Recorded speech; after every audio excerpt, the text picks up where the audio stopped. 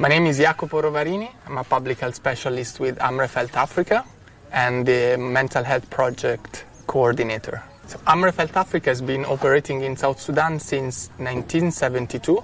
That is well before this young country gained independence. It has been active in the Western Equatorial region for a few decades now. Places like Maridi County and Mundri West County, where we are now.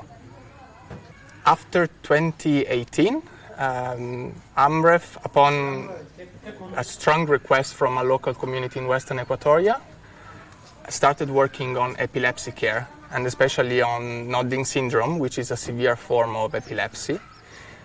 Epilepsy is the most common neurological condition worldwide, but is particularly prevalent in this region. For instance, as we reported some time back on the Lancet, the prevalence of epilepsy in Maridi County is 4.4%, which is 4 times higher than the global average. So epilepsy was perceived by the local communities as a public health concern that was worth addressing, so they requested Amref to take action on it. And since 2018, Amref has undertaken different initiatives, both on the service provision side and on the research level, to address this issue. Okay. So since Amref undertook that commitment to work on epilepsy care and make epilepsy care more accessible to the local communities, in strong collaboration with the local health authorities in Western Equatoria, we recorded a decrease in epilepsy mortality among the population, and that was a great sign that what we were doing together was having an impact on people and on patients. And based on that success, we decided as Amref to extend our activities to now encompass the broader field of mental health, which comprehends neurological conditions as well as psychiatric, psychological conditions, and disorders associated with substance abuse. And we did that because mental health issues in the country are a very big concern. They are a huge obstacle to the development of the country. There are a significant factor in generating disability amongst communities, within the communities, and it's greatly impacting on the quality of life of South Sudanese. For instance, WHO estimated that South Sudan presents the 4th highest suicide rate on the continent. That is the main macro indicator related to mental health. There have been surveys showing how, like in Juba, in the capital city, almost half of the population was presenting with signs of related to depression, and some more than a third were actually found to have symptoms related to post-traumatic stress disorder.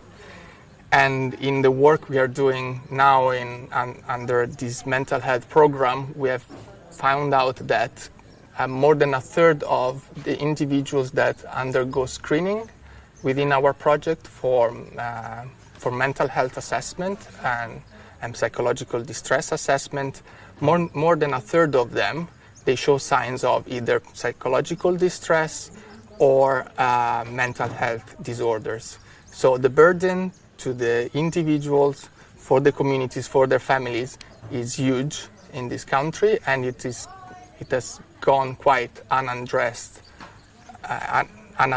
so far. So it was a call for action that we took up. So our current mental health program, which is titled Mental Health Integrated Development, or MHIND in short, is a bit unique because it is reportedly the first initiative that addresses mental health care in an integrated manner across different levels of care or policy. So we do work with different structures under the Ministry of Health and with communities at community level, at health facilities level, both for primary healthcare centers and hospitals. And then we work at the research level to generate more evidence around this problem and the needs associated with it. And also at the policy level, again in close collaboration with the National Ministry of Health. The MHIND program is carried out by different organizations which work in synergy. These organizations are BBC Media Action, Caritas Italiana, Caritas Sud Sudan, the University of Verona, and they're all led by Amref Health Africa. And we have been working together for the last 2 years thanks to the support provided by the Italian Agency for Development Cooperation and the Stavros Niarchos Foundation. When we decided to extend our work to mental health, we realized that there is very little scientific evidence and also programmatic data that in a way document the needs and the burden represented by mental health. And we strive to design and implement initiatives which are evidence-based and needs-based. So by realizing this gap, we decided we needed to invest part of the resources gathered for this program to also sustain research activities that will help us to generate part of that evidence that nowadays is lacking, and that evidence can eventually be shared with all stakeholders, especially the Ministry of Health, to have a better picture of what the situation is and what the people suffering from mental health disorders need, and that will hopefully inform better policies in this field in the future.